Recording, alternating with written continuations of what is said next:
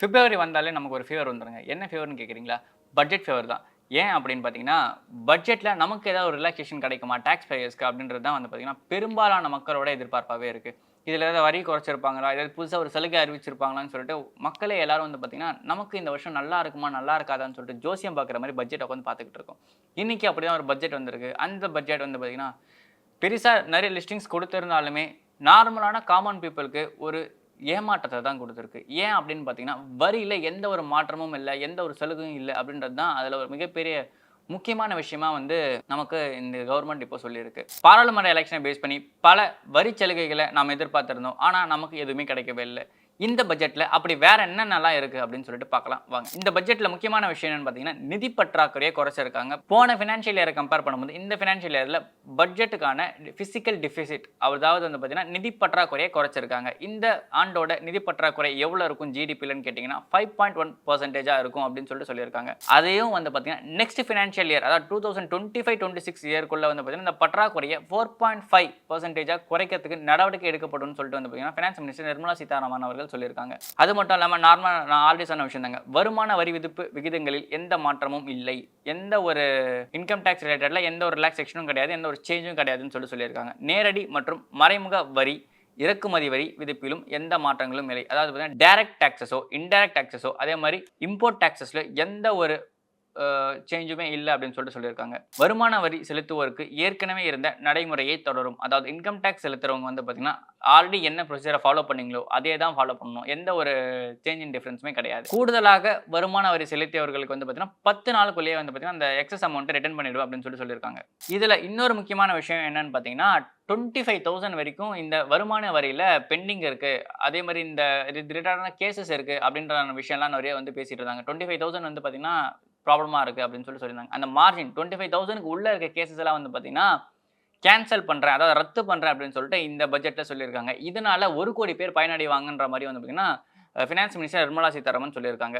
அதே மாரி மாநிலங்களுக்கு வழங்கப்படும் 50 ஆண்டுகளுக்கான வட்டியில்லா கடனுதவி வழங்கும் திட்டத்தின் மூலம் நடப்பாண்டில் 1.3 லட்சம் கோடி வழங்கப்படும் அப்படின்னு சொல்லிட்டு சொல்லியிருக்காங்க. அதாவது மாநிலங்களுக்கு வழங்கப்படும் நிதி வந்து பார்த்தீங்கன்னா, வட்டி இல்லாத கடன 1.3 லட்சம் கோடியா கொடுக்குறேன் அப்படின்னு சொல்லிட்டு சொல்லியிருக்காங்க. இத தாண்டி இன்னும் முக்கியமான விஷயங்கள் நெறையவே இருக்கு. அதையும் பார்க்கலாம். இந்த பட்ஜெட்டோட முக்கியமான அம்சங்கள் அதாவது என்னென்ன இல்ல அப்படின்னு சொல்லிட்டோம். என்னென்ன இருக்குன்றத நம்ம பார்க்கலாம். அடுத்த 5 ஆண்டுகளில் கிராமப்புறங்களில் 2,00,00,000 வீடுகள் கட்டித் தரப்படும். ஆல்ரெடி வந்து பார்த்தீங்கன்னா, பிஎம் ஆவாஸ் யோஜனா திட்டத்தில வந்து பார்த்தீங்கன்னா, பல பேருக்கு வீடு குடுத்திருந்தாங்க. அந்த திட்டத்தோட கன்டினியூவேஷனா வந்து பார்த்தீங்கன்னா, அப்கமிங் 5 இயர்ஸ்க்குள்ள 2,00,00,000 வீடுகள் கட்டித் தரப்படும்னு சொல்லிட்டு சொல்லியிருக்காங்க. அதே மாரி வீட்டின் மொட்டை மாடியில் சோலார் அமைத்தால் 300 யூனிட்டுகள் மின்சாரம் இலவசம். ஆல்ரெடி வந்து பார்த்தீங்கன்னா, பசுமை வீடு திட்டத்தில இந்த பிளான்ஸ் எல்லாமே இருக்கு. அதை இன்னும் வந்து பார்த்தீங்கன்னா, எக்ஸ்டெண்ட் பண்ணி 300 யூனிட்ஸா குடுத்திருக்காங்க. நாடு முழுவதும் கூடுதலாக மருத்துவக் கல்லூரிகள் அமைப்பது தொடர்பாக குழு அமைக்கப்படும். இந்த மெடிக்கல் காலேஜ் டிஸ்கஷன்ஸ் வந்து பார்த்தீங்கன்னா, ஆல்ரெடி ஓடிட்டு இருந்துச்சு. ஆல்ரெடி தமிழ்நாட்டில இருந்து 11 காலேஜ்க்கு பெர்மிஷன் கேட்டிருந்ததாகவும், அதை தர்றதுக்கு டிலே பண்ணதாகுமான ஒரு இதுவுமே ஓடிட்டு இருந்துச்சு. அது வந்து பார்த்தீங்கன்னா, நாடு முழுவதும் மருத்துவக் கல்லூரிகளுக்கான தேவை அதிகரிச்சு வருது. காரணம் என்னன்னு பார்த்தீங்கன்னா, மக்கள் தொகை அதிகரிக்க அதற்கான மருத்துவ கட்டமைப்பையும், சுகாதார கட்டமைப்பையும் நாம ஏற்படுத்தி குடுத்தாகணும். அத பேஸ் பண்ண ஒரு குழு அமைச்சு, இது எவ்வளவுக்கு எவ்வளவு நம்ம இன்கிரீஸ் பண்ண வேண்டியது இருக்கு அப்படின்னு சொல்லிட்டு ஆராய்ச்சி பண்றதுக்கு ஒரு குழு அமைக்கிறதா வந்து பார்த்தீங்கன்னா, இந்த பட்ஜெட்ல சொல்லியிருக்காங்க. அதேபோல் வந்து பார்த்தீங்கன்னா, கர்ப்பப்பை புற்றுநோயை தடுக்க தடுப்பூசி வந்திருக்கிறதா வந்து பார்த்தீங்கன்னா, நம்ம ரீசென்ட் டைம்ஸ்ல நியூஸ்ல பார்த்திருப்போம். அந்த தடுப்பூசி திட்டம் இந்தியா முழுமைக்கும் அறிமுகப்படுத்தப்படும் அப்படின்னு சொல்லியிருக்காங்க. இது ஒரு நல்ல விஷயம் தான். செர்விக்கல் கேன்சர் வந்து பார்த்தீங்கன்னா, இப்போ ரீசென்ட் டைம்ஸ்ல ஒரு மிகப்பெரிய ப்ராப்ளமா இருக்கு. இன்ஃபெர்டிலிட்டி ப்ராப்ளம்ஸோட சேர்த்து வந்து பார்த்தீங்கன்னா, பல பெண்களுக்கு இந்த செர்விக்கல் கேன்சர் ஒரு ப்ராப்ளம் வந்து பார்த்தீங்கன்னா, மிகப்பெரிய இஷ்யூவா இருந்துச்சு. இப்போ ரீசென்ட்டா செத்த ஒரு சில பிரபலங்களுக்கு கூட இந்த பிரச்சனை இருந்ததா வந்து பார்த்தீங்கன்னா, நியூஸ்ல நம்ம பார்த்திருந்தோம். அடுத்த முக்கியமான பிரச்சனை என்னன்னு பார்த்தீங்கன்னா, மால் நியூட்ரிஷன் ப்ராப்ளம் தான். ஊட்டச்சத்து குறைபாடு. இந்தியாவில இருக்க வட மாநிலத்திலும் சரி, தென் மாநிலங்களில ஒரு சில இடத்துலயும் சரி, இந்த ஊட்டச்சத்து குறைபாடால குழந்தைகள் பலியாவது வந்து பார்த்தீங்கன்னா, தொடர் கதையா இருந்துட்டு தான் இருக்கு. அது எவ்வளவுதான் நம்ம குறைக்க ட்ரை பண்ணாலும், அந்த ரேஷியோவ அவ்ளோ டிராஸ்டிக்கா நம்மளால குறைக்க முடியல. அது பெரும் பிரச்சனையாவே இருக்கு. அதற்கு வந்து பார்த்தீங்கன்னா, ஒரு செயலிய அறிமுகப்படுத்தி, அதன் மூலியமா இத கண்காணிக்கப்படும் அப்படின்னு சொல்லிட்டு ஃபினான்ஸ் மினிஸ்ட்ரி சொல்லியிருக்காங்க. அதே மாரி நார்மலா மொத்த லிஸ்ட்டுமே நம்ம படிச்சா ரொம்ப டைம் அதிகமா தேவைப்படும். நான் ரொம்ப ஷார்ட்டாவே சொல்லிடுறேங்க உங்களுக்கு.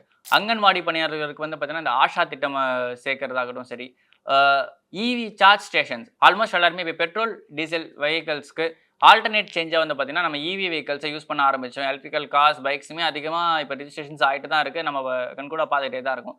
அப்படி வர அந்த ஈவி வெஹிக்கிள்ஸ்க்கான சார்ஜிங் ஸ்டேஷன்ஸ் இப்ப பெட்ரோல் பங்க்ஸ் இருக்க மாரி வந்து பார்த்தீங்கன்னா, ஈவி வெஹிக்கிள்ஸ்க்கான சார்ஜிங் ஸ்டேஷன்ஸ இம்ப்ரூவ் பண்றதுக்கும், இன்கிரீஸ் பண்றதுக்குமான ஒரு விஷயத்தை வந்து பார்த்தீங்கன்னா இந்த பட்ஜெட்டில் சொல்லியிருக்காங்க.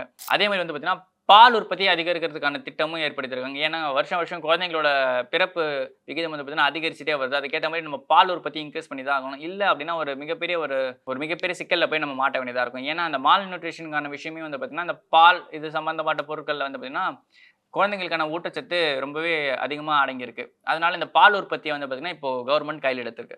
இன்னும் முக்கியமான விஷயம் என்னன்னு பார்த்தீங்கன்னா, இப்ப ரீசென்ட் டைம்ஸ்ல வந்தே பாரத் ட்ரெயின்ஸ வந்து பார்த்தீங்கன்னா, சென்ட்ரல் கவர்மெண்ட் அதிகமா வந்து இம்ப்ளிமெண்ட் பண்ணிட்டு இருந்தாங்க. தமிழ்நாடு ஃபுல்லாவும் சாரி இந்தியா ஃபுல்லாவே வந்து பார்த்தீங்கன்னா, இன்கிரீஸ் பண்ணியிருந்தாங்க. தமிழ்நாட்டிலுமே ஒரு 3, 4 ட்ரெயின் ஓடிக்கிட்டு தான் இருக்கு. இந்த ட்ரெயின்ஸோட மேனுஃபேக்சரிங்க இன்கிரீஸ் பண்றதுக்காக ஐசிஎஃப் கிட்ட குடுத்திருந்தாங்க. அத தாண்டி இன்னொரு பிரைவேட் கம்பெனி கிட்ட குடுத்தது வந்து பார்த்தீங்கன்னா, கொஞ்சம் பேசு பொருளாவே இருந்துச்சு.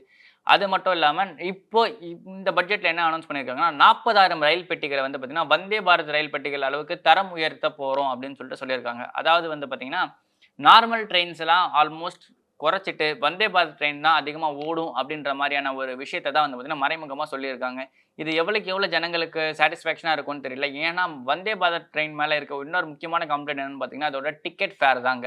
ஏன்னா டிக்கெட் ஃபேர் வந்து பார்த்தீங்கன்னா, ரொம்ப அதிகமா இருக்குன்னு சொல்லிட்டு ஒரு சில ஸ்டேட்ஸ்ல வந்து பார்த்தீங்கன்னா, அதோட ரன்னிங்குமே குறைச்சுட்டாங்க. தமிழ்நாட்ல இதுவரைக்கும் அந்த மாரி எந்த ஒரு நெகட்டிவான கமெண்ட்ஸும் அது வாங்கல. இருந்தாலுமே இந்த மாரியான வந்தே பாரத் ட்ரெயின்ஸோட அளவுக்கு டிக்கெட் ஃபேர வாங்கி நம்ம ஜனங்களால போக முடியுமான்னு தெரியல. ஏன்னா காமன் பீப்பிளால அத அஃபோர்ட் பண்ண முடியலன்னு தான் ஒரு மிகப்பெரிய கம்ப்ளைண்ட்டாவே இருந்துச்சு. அதே மாரி போன ஃபினான்ஷியல் இயரோட ரிவைஸ்டு பட்ஜெட் என்னவா இருந்துச்சு அப்படின்றதையும் வந்து பார்த்தீங்கன்னா சொல்லியிருக்காங்க. என்ன அப்படின்னு பார்த்தீங்கன்னா 2023 ஃபினான்ஷியல் இயரோட ரிவைஸ்டு பட்ஜெட் அதாவது திருத்தப்பட்ட மதிப்பீட்டின்படி அரசின் செலவு வந்து பார்த்தீங்கன்னா 44.90 லட்சம் கோடியாக இருக்கு.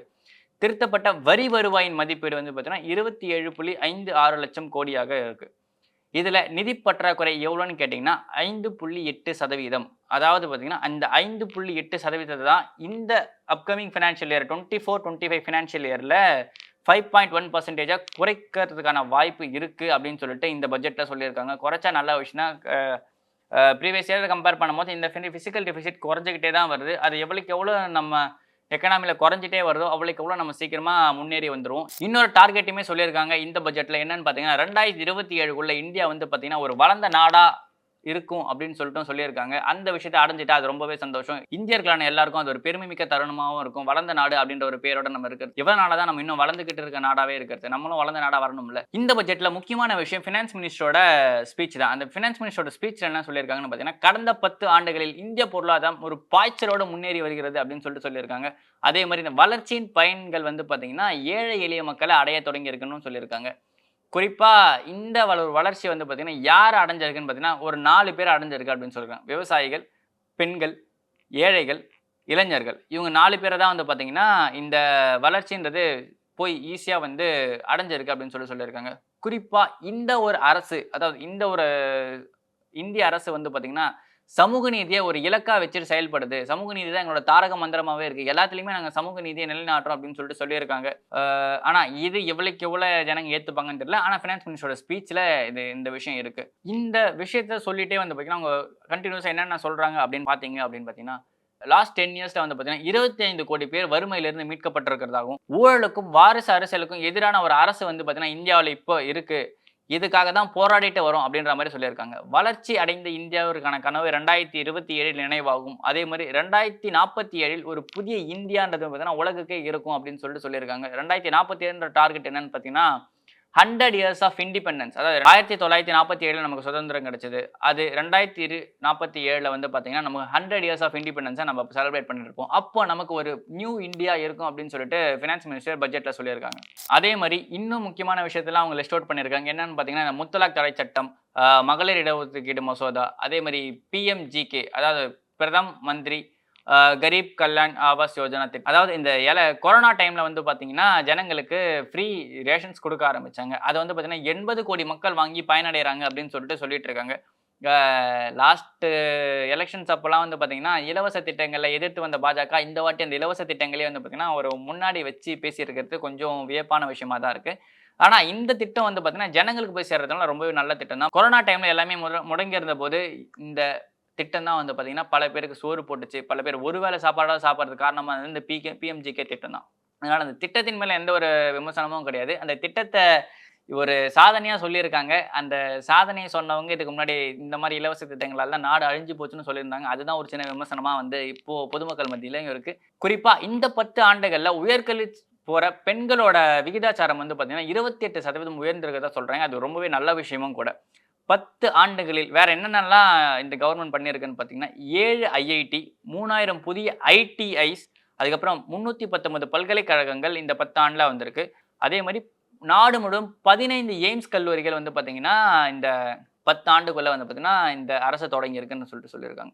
அதே மாரி 1.1 கோடி இளைஞர்களுக்கு திறன் இந்தியா, அதாவது ஸ்கில் இந்தியா திட்டத்தின் கீழ் வந்து பார்த்தீங்கன்னா, பயிற்சி குடுத்திருக்காங்க. பிரதான் மந்திரி வீடு கட்டும் திட்டம் மூலம் 70% பெண்கள் பயனடைஞ்சிருக்காங்க அப்படின்னு சொல்லியிருக்காங்க. அதே மாரி வந்து பார்த்தீங்கன்னா, 11.8 கோடி விவசாயிகள் வந்து பார்த்தீங்கன்னா, கவர்மெண்ட்டோட ஸ்கீம் உள்ள டைரக்ட்டா இணைஞ்சிருக்காங்க. ஒரு சில திட்டத்தின் கீழ் வந்து பார்த்தீங்கன்னா, விவசாயிகளுக்கு உதவித்தொகை குடுத்துட்டு இருக்காங்க. இந்த விஷயம்லாம் மட்டும் இல்லாம பட்ஜெட்ல வேற என்னென்னலாம் சொல்லியிருக்காங்கன்னு பார்த்தீங்கன்னா, விவசாயிகளோட உதவித்தொகை, முத்ரா திட்டம், வட்டி இல்லாத கடன்கள், மீன்வளத்துறையில இவங்க பண்ணியிருக்க டெவலப்மெண்ட்ஸ் இந்த மாதிரியான விஷயத்தையும் டிஸ்கஸ் பண்ணியிருக்காங்க. இது போன்ற தகவல்களுக்கு தொடர்ந்து இணைந்திருக்கும் நாதஸ் மீடியாவுடன் நன்றி. நான் உங்கள் ஆர்.